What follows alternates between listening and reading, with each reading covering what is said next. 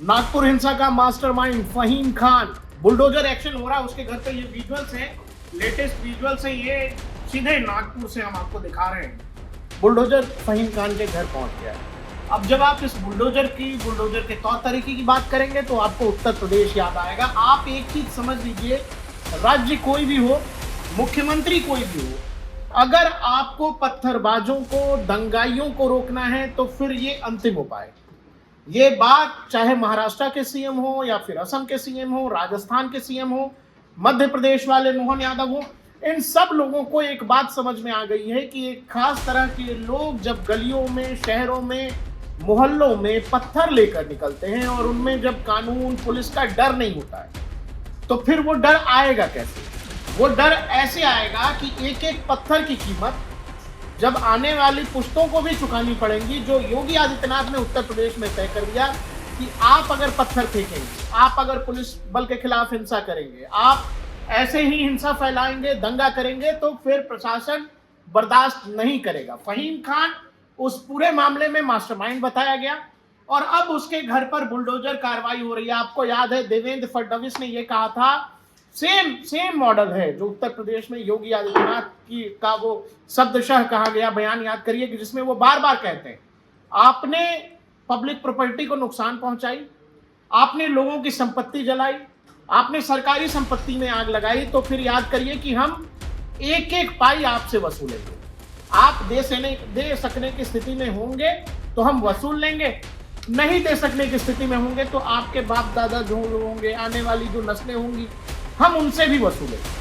तो सवाल है कि जो लोग इस देश में पत्थरबाजी, आगजनी को एक परंपरा के रूप में इस देश की गलियों, शहरों तक लेकर जाना चाहते हैं, अब एक पॉलिटिकल क्लास या कह दें कि उसको एक पॉलिटिकल नैरेटिव के साथ साथ एक सिस्टम दे दिया है योगी आदित्यनाथ ने कि इसका इलाज यही है, बुलडोजर मॉडल। अब कई राज्यों में ये केवल दिखावे के लिए होता है।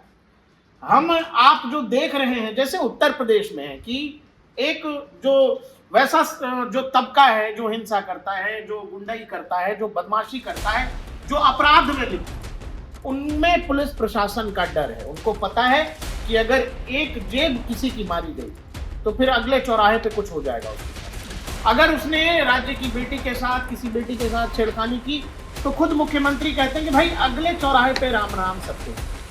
ये जो पुलिस का इकबाल है, जो पुलिस का खौफ है अपराधियों के दिलों में, जो अपराधी प्रवृत्ति के दिलों में है, उनके दिलों में डालने के लिए कई बार जरूरी होता है इस मॉडल की, जो अब देवेंद्र फडणवीस ने नागपुर की गलियों में बुलडोजर को निकाल दिया है।